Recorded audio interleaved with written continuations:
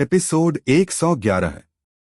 महाभय द्वार की पहली घंटी जैसे ही गूंजी, पूरी घाटी में गाढ़ा धुंधलका छा गया, मानो किसी ने आकाश के तारे निगल लिए हों और हवा में लोहे व गंधक की तीखी गंध भर गई, जिससे यामिनी की सांसें भारी हो उठीं। राघव ने अपने कंधे पर टंगी तलवार को कसकर पकड़ लिया, पर उसकी हथेली में पसीना बह रहा था, क्योंकि इस जगह का डर सिर्फ शरीर नहीं, आत्मा तक को भेद रहा था। तभी दूर अंधेरे से एक झुका हुआ, चिथड़ों में लिपटा बूढ़ा आकृति धीरे धीरे लाठी टेकता हुआ निकला। उसकी आंखों की जगह सिर्फ सफेद धुंध थी, लेकिन उसकी मुस्कान में ऐसा ठंडा आत्मविश्वास था जैसे वो उन्हें सदियों से जानता हो। उसकी आवाज टूटी हुई लेकिन अजीब लय में थी। राघव।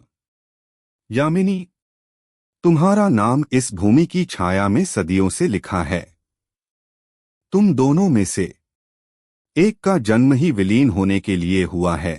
ये सुनते ही यामिनी का चेहरा कठोर हो गया, लेकिन उसके भीतर कहीं न कहीं भय की सुई चुभ चुकी थी। और राघव ने पहली बार महसूस किया कि शायद ये यात्रा सिर्फ महाभय द्वार खोलने की नहीं, बल्कि उनकी आत्माओं की कीमत तय करने की है। बूढ़ा आगे बोला, इस द्वार के 3 प्रहर हैं। पहली घंटी जागरण की है, दूसरी आत्मा संधि की और तीसरी निर्णय की, जिसके बाद पीछे लौटने का कोई रास्ता नहीं। तभी पास खड़ा निशर्त, जो अब तक चुप था, अचानक हंस पड़ा। तुम सोचते हो मैं रक्षक हूं? नहीं, मैं पहला बंदी हूं, जिसे इस द्वार के भीतर के राक्षस को रोकने के लिए जिंदा ही सील कर दिया गया था।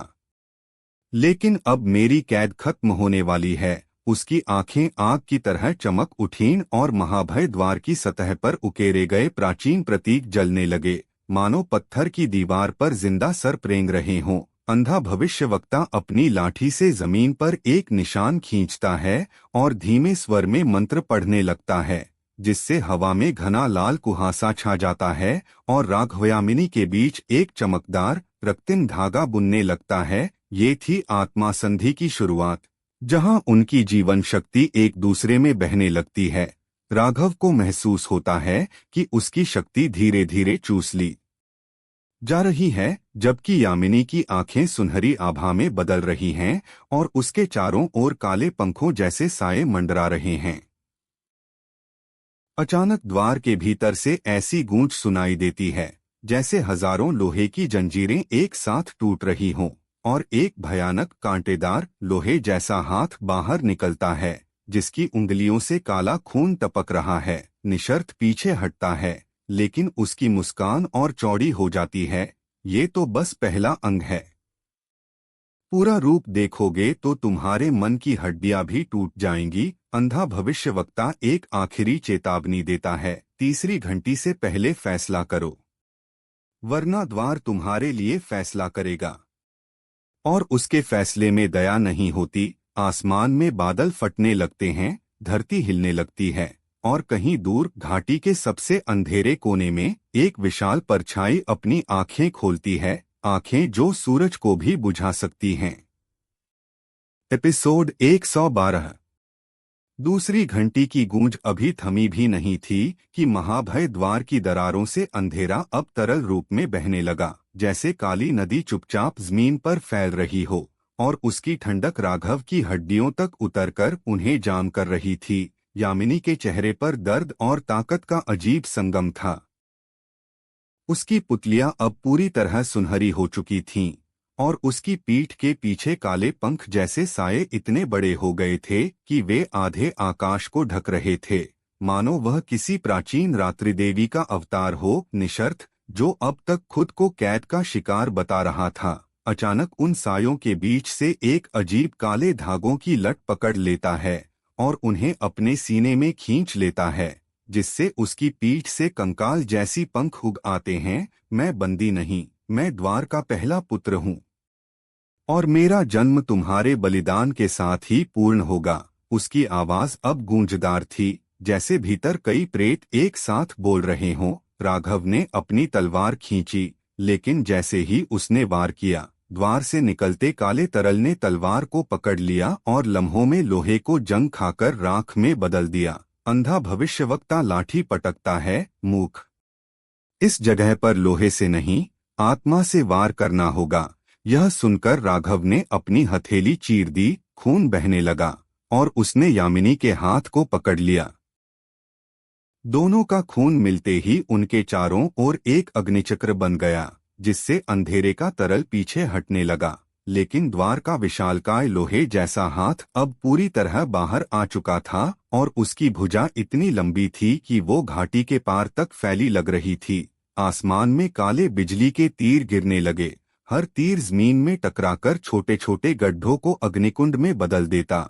निशर्त हंसते हुए आगे बढ़ा और अपने दोनों हाथ द्वार में डाल दिए, जैसे किसी विशाल प्राणी को खींच रहा हो। तभी धरती में दरार पड़ी और एक चेहरे जितना बड़ा कांटेदार लोहे का मुख बाहर आया, जिसकी सांस में गंधक और सड़े हुए मांस की दुर्गंध थी। वह मुख बोला, कौन है जो मेरी नींद तोड़ने आया है? आवाज इतनी भारी थी कि पहाड़ों से पत्थर टूटकर गिरने लगे। यामिनी ने कांपते हुए कहा, हम तुम्हें रोकने आए हैं। प्राणी हंसा और उसकी हंसी में हजारों शवों के गिरने की गूंज थी। मुझे रोकोगे जब मैं तुम्हारे जन्म से पहले ही तुम्हारी नियति खा चुका हूँ? इस क्षण अंधा भविष्यवक्ता तेजी से मंत्र पढ़ने लगा और उसकी लाठी से सफेद लौ निकलकर राघव के सीने में जा धंसी। अब तुम्हारे पास केवल एक ही विकल्प है, या तो अपनी आत्मा को भस्म करो और द्वार को बंद रखो,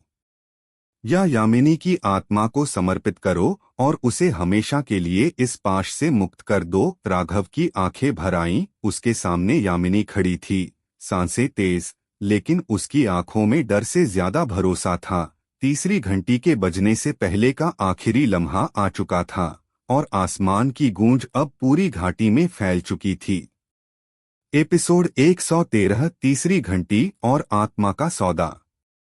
तीसरी घंटी बजने से पहले का वह पल इतना भारी था कि समय जैसे खिंचकर जम गया हो। द्वार के भीतर से आता अंधेरा अब सिर्फ धुआं या तरल नहीं था, बल्कि उसमें आकृतियां बनने लगी थीं।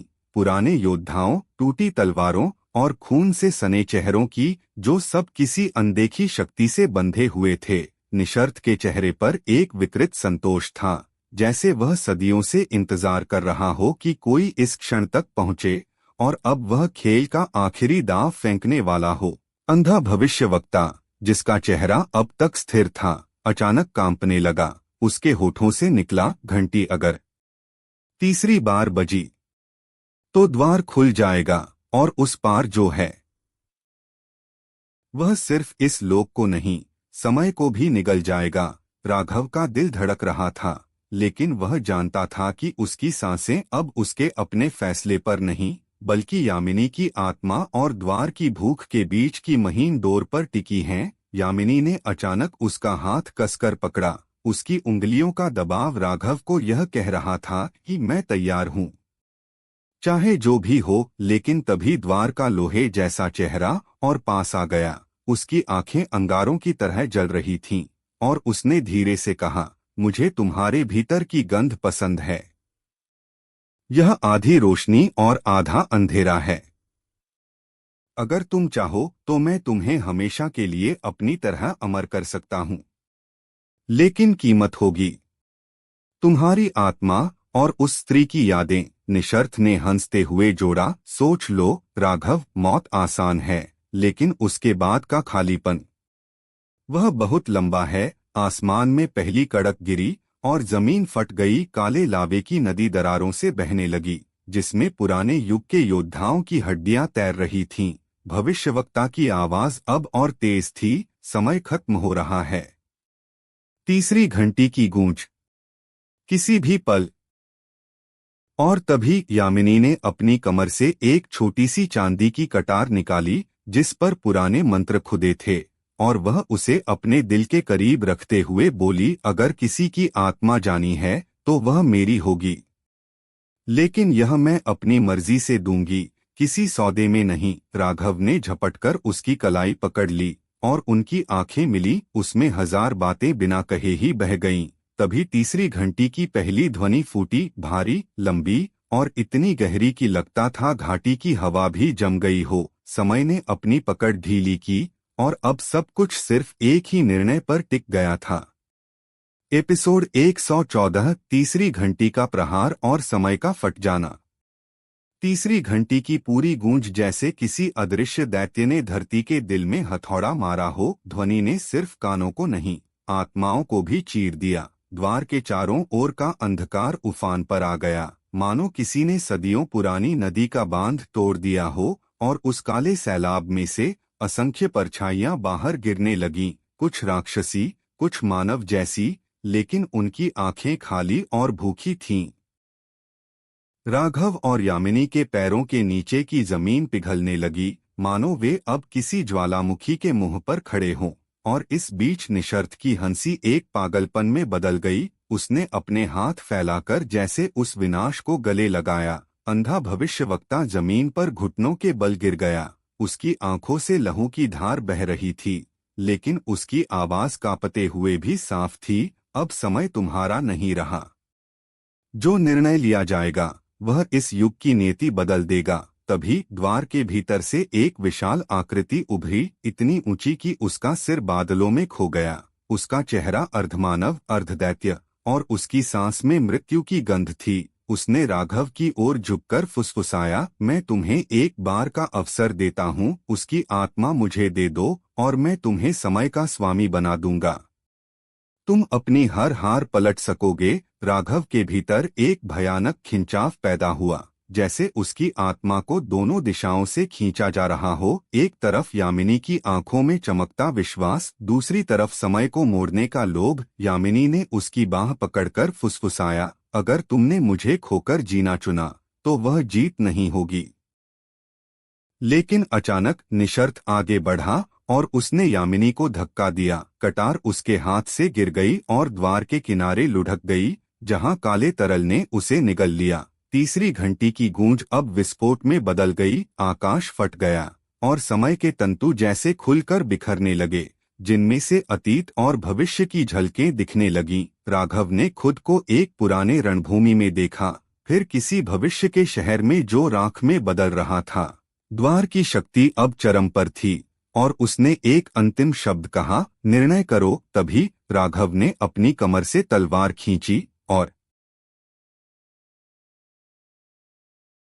एपिसोड 115, अंतिम निर्णय और समय का रक्तस्नान।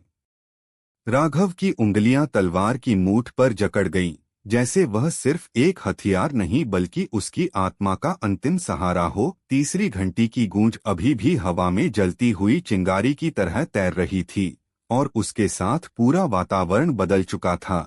आसमान में बिजली की धारियां सीधी नहीं बल्कि टूटी हुई रेखाओं की तरह चल रही थीं, मानो समय खुद बिखरकर उलझ गया हो। द्वार की काली दीवारें अब जीवित थीं, उन पर धड़कते हुए नसों जैसे पैटर्न उभर आए थे, जिनके भीतर किसी गहरे रक्तलाल तरल का बहाव था और उस बहाव में राक्षसों की विकृत आकृतियां पल भर को बनकर फिर घुल जातीं।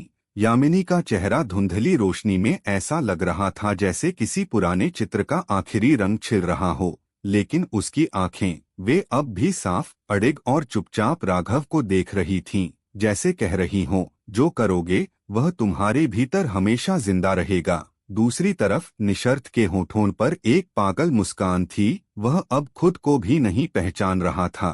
उसकी त्वचा पर काले धब्बे फैल चुके थे और हर सांस के साथ उसका शरीर थोड़ा और राक्षसी हो रहा था।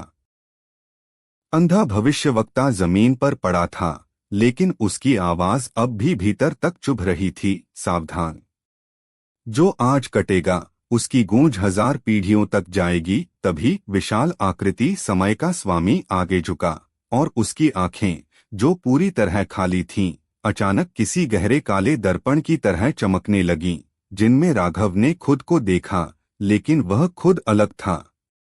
वह एक ऐसा राघव था जिसने यामिनी को बलिदान कर दिया था और अब लोहे के सिंहासन पर बैठा था। चारों ओर झुकी हुई सेनाएं, पर चेहरा निर्विकार, जैसे सब जीत कर भी कुछ खो चुका हो। फिर दर्पण ने दूसरा दृश्य दिखाया, एक राघव जो यामिनी को बचा चुका था, लेकिन दोनों किसी उजाड़ समयरेख में भटक रहे थे, जहां न कोई लोग थे न कोई शहर, सिर्फ हवा में तैरती राख। समय का स्वामी फुसफुसाया, एक को चुनना ही होगा राघव।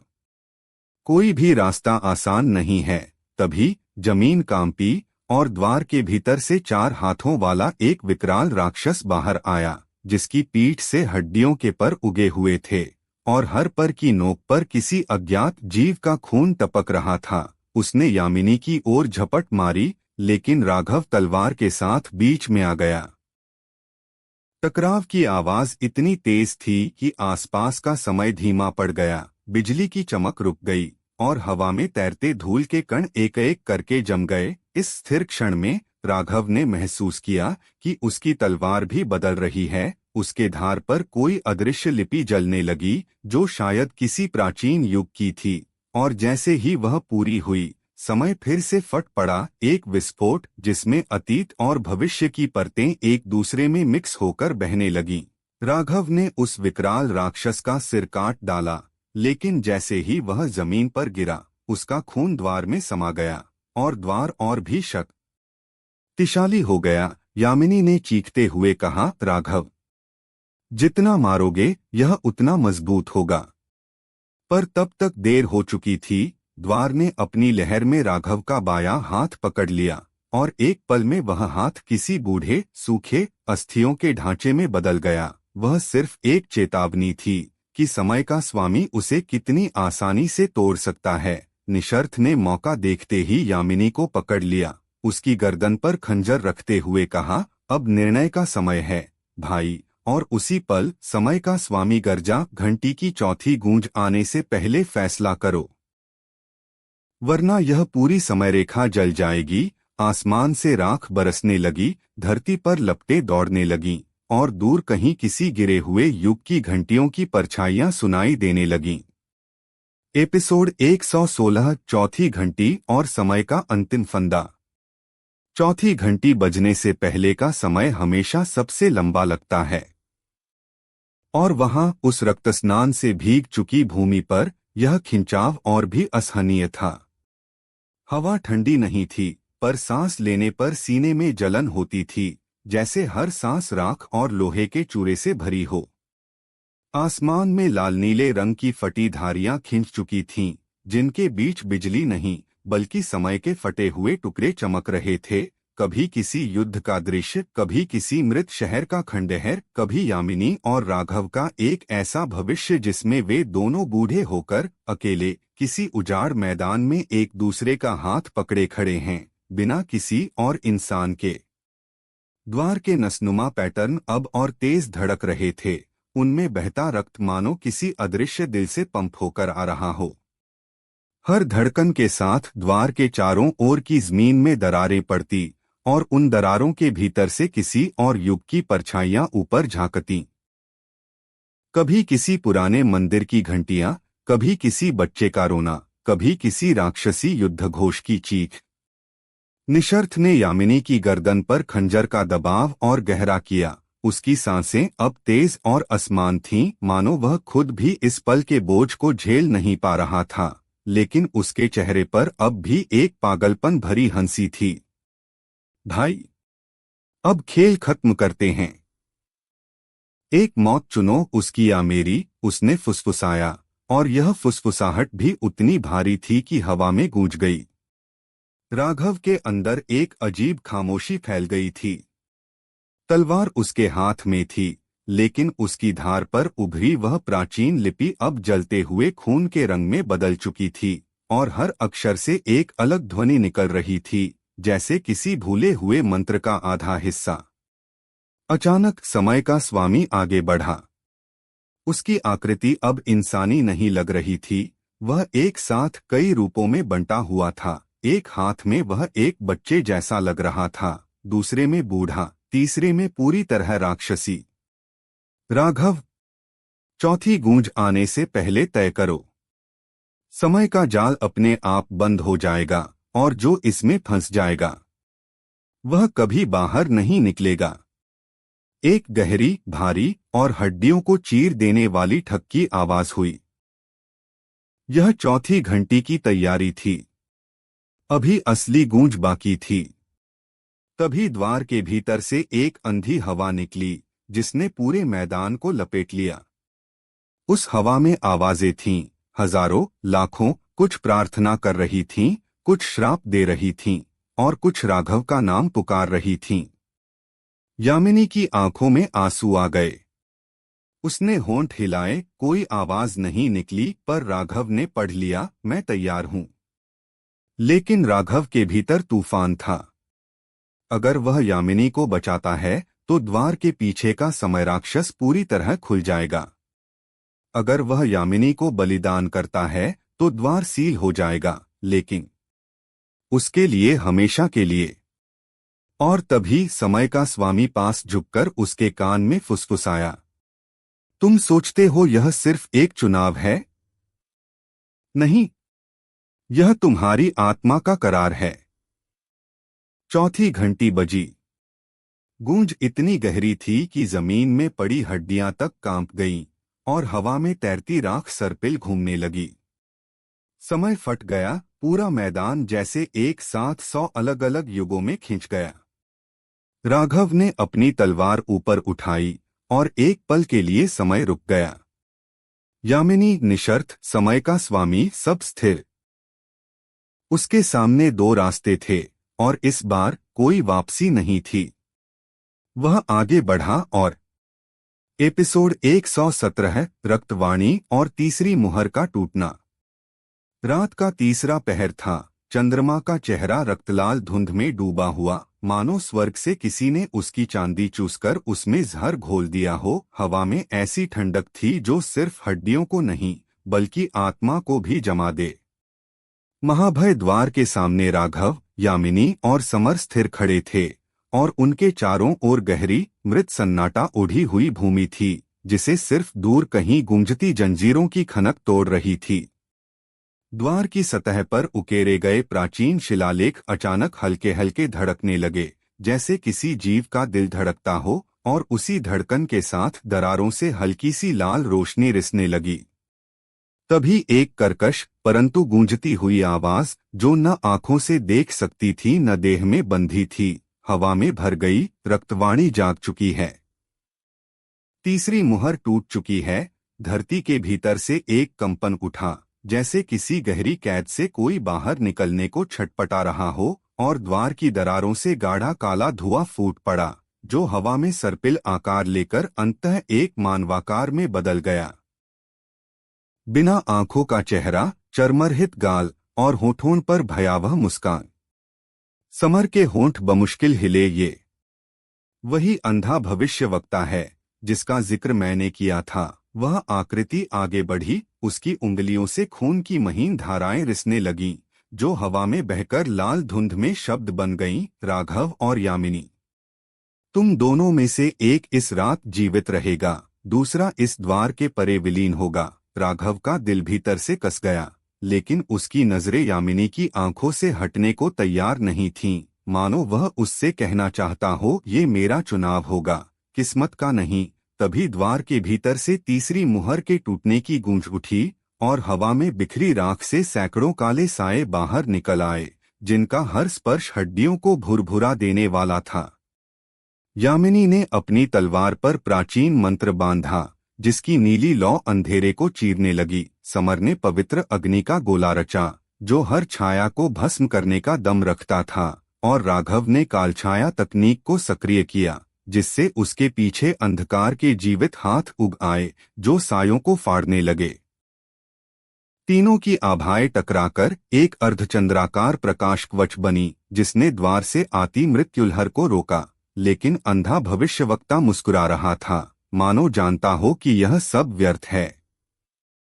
उसने अंतिम बार बोला, तीसरी मुहर के बाद चौथी मुहर सिर्फ बलिदान से टूटेगी, और बलिदान तुम में से कोई एक देगा। इसके साथ ही उसका शरीर राख बनकर बिखर गया, लेकिन उसकी आवाज हवा में तैरती रही, और उसी क्षण द्वार के भीतर से किसी स्त्री की धीमी पर पीड़ा से भरी चीख सुनाई दी, इतनी तीखी कि राघव का दिल चीर दे। यामिनी ने जैसे उस आवाज को पहचाना हो, उसकी आंखें फैल गईं और होंठ बुदबुदाए। ये असंभव है, लेकिन उसने वाक्य पूरा नहीं किया, क्योंकि अगले ही पल द्वार की दरारें और चौड़ी हो गईं, और भीतर से किसी विशाल आकृति की उंगली बाहर निकली, इतनी ठंडी कि उसके छूने से हवा जमने लगी। और अब चौथी मुहर के पीछे छुपा भय सांस ले रहा था, इंतजार कर रहा था। एपिसोड 118 चौथी मुहर और रक्तऋण की शुरुआत। द्वार की दरारों से झांकती वह विशाल हड्डियों जैसी सफेद उंगली धीरे धीरे और आगे बढ़ी। उसकी सतह पर गहरे नीले रंग के रून खुदे थे, जो ठंडी लौ की तरह जल रहे थे। जैसे ही उसकी नोक जमीन को छुई, धरती में लंबी लंबी दरारें दौड़ गईं और भीतर से लाल रंग का तरल उबलकर बाहर आया, जिसकी गंध लोहे और राख के मिश्रण जैसी थी। राघव ने महसूस किया कि यह खून है, लेकिन सामान्य नहीं, बल्कि मूल रक्त, जो सिर्फ देवों और प्राचीन राक्षसों की नसों में बहता था। यामिनी की सांसें तेज हो गईं। उसके होठों पर एक नाम उभरा, जिसे उसने जोर से बोलने से खुद को रोका, मानो वह नाम इस दुनिया में उच्चारण होते ही किसी भूली हुई सत्ता को जगा देगा। समर मंत्र पढ़ रहा था, लेकिन उसके शब्द बीच बीच में टूट रहे थे, जैसे किसी अदृश्य हाथ ने उसकी आवाज को दबा दिया हो। तभी बिना किसी चेतावनी के द्वार के भीतर से एक विशाल चेहरा उभरा, बिना आंखों का, सिर्फ गहरे काले गड्ढे जहां आंखें होनी चाहिए थीं, और उन गड्ढों से धीरे धीरे खून टपक रहा था। वह चेहरा बोला नहीं, लेकिन उसकी मौन चीख पूरे महाभय प्रांगण में गूंज उठी, जिससे चारों ओर की हवा खून की बारिश में बदल गई। राघव ने अपनी कालछाया को फैलाकर यामिनी और समर को ढक लिया, लेकिन उसी क्षण उस चेहरे की परछाई ने राघव की छाती के आर पार हाथ डाल दिया और बाहर खींच लाई एक चमकती धड़कती हुई चीज, राघव की आत्मा का एक अंश। यामिनी चीख उठी, लेकिन राघव ने उसकी तरफ देखा और धीमे से कहा, "ये बस शुरुआत है, पीछे मत हटना।" फिर उसने उस परछाई के भीतर छलांग लगा दी, मानो अपनी आत्मा के अंश को वापस खींचने के लिए वह नर्क में भी चला जाएगा। और जैसे ही वह गायब हुआ, द्वार बंद होने लगा, लेकिन उसके भीतर से आखिरी आवाज आई, एक महिला की, जो ठंडी फुसफुसाहट में कह रही थी, "राघव, मैंने तुम्हारा इंतजार 1000 वर्षों से किया है।" यामिनी के चेहरे पर भय और अविश्वास एक साथ जम गए, क्योंकि वह जानती थी यह वही आवाज थी जिसे उसने बचपन में अपने सपनों में सुना था।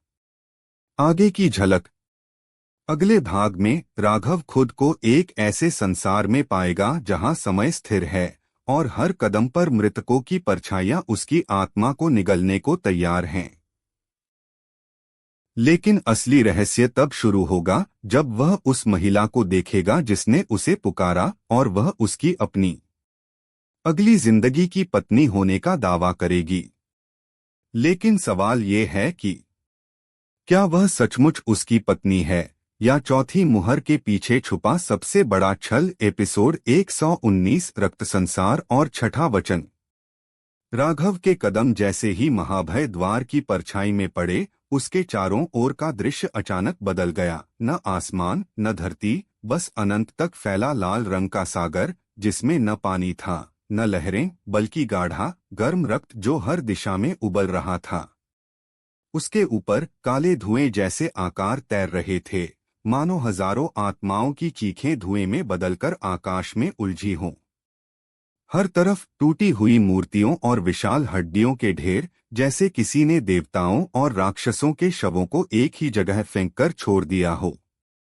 तभी सागर के बीच से एक सुनहरी नाव उभरी, जिस पर खड़ी थी वही महिला जिसकी आवाज राघव ने सुनी थी। लंबे काले बाल, माथे पर रक्त से बना एक चिन्ह, और आंखें जो किसी इंसान की नहीं बल्कि तारों जैसी चमक वाली थीं। उसने धीमे पर स्पष्ट स्वर में कहा, "तुम आए मेरे छठे वचन को पूरा करने।" राघव ने तलवार संभाली और पूछा, "तुम कौन हो?" लेकिन उसका जवाब प्रश्न से भी भारी था, "तुम्हारी अगली जन्म की पत्नी और इस रक्त संसार की रानी।" उसके शब्दों के साथ ही सागर की सतह से अनगिनत काले हाथ उठे, जिन्होंने राघव के पैरों को पकड़ लिया। उसकी त्वचा में जलन फैलने लगी, मानो उन हाथों के स्पर्श से उसकी आत्मा जल रही हो। महिला आगे बढ़ी और उसकी आंखों में देखते हुए बोली, अगर बचना है तो छठा वचन दो कि इस संसार का रक्तऋण तुम अपने जीवन से चुकाओगे। राघव के भीतर गुस्सा और उलझन का तूफान था, लेकिन तभी उसने देखा, दूर उस लाल सागर के किनारे पर यामिनी खड़ी थी, खून से लथपथ, और उसके पीछे एक अंधी आकृति खड़ी थी, वही भविष्यवक्ता जो अपनी उंगलियों से हवा में सातवां चिन्ह बना रहा था।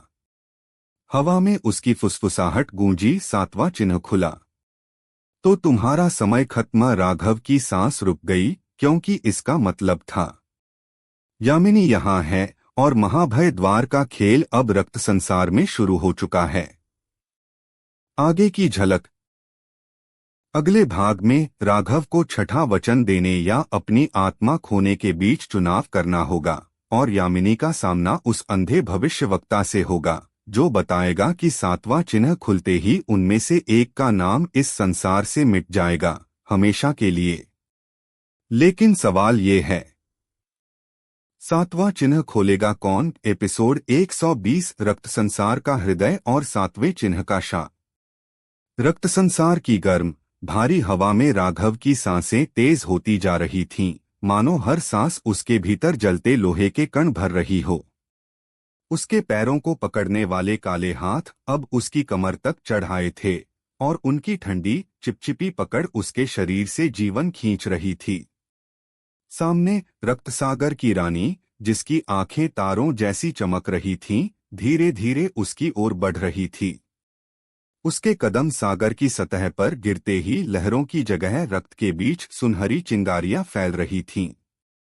वह राघव के बिल्कुल सामने आकर झुकी और धीमे स्वर में बोली, तुम्हारा समय कम है। या तो छठा वचन दो या इस सागर में समा जाओ। राघव के भीतर एक द्वंद्व था।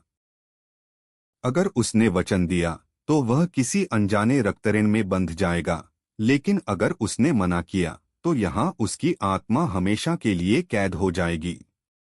तभी उसकी नजर किनारे पर खड़ी यामिनी पर पड़ी। उसका चेहरा थका हुआ था, आंखों में भय और दृढ़ता दोनों थे, और उसके पीछे खड़ा अंधा भविष्यवक्ता हवा में अपनी उंगलियों से सातवां चिन्ह बनाते हुए धीमे धीमे कोई मंत्र बुदबुदा रहा था। यामिनी ने राघव को देखते हुए चिल्लाकर कहा, कुछ भी हो, वचन मत देना। उसकी आवाज रक्तसागर की गूंज में डूबकर भी राघव के कानों तक पहुंची। रानी ने हल्की मुस्कान दी, दिलचस्प। तुम्हारी यामिनी नहीं चाहती कि तुम बंधो, लेकिन वह नहीं जानती कि सातवां चिन्ह खुलते ही उसके नाम का अस्तित्व मिट जाएगा।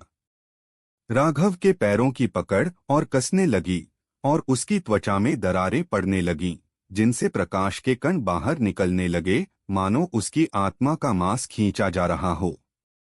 तभी चारों ओर की रक्तलहरें फटने लगीं, और उनके बीच से विशाल जंग लगे लोहे के स्तंभ उठने लगे, जिन पर पुराने सूखे खून के धब्बे और रहस्यमयी रून खुदे हुए थे।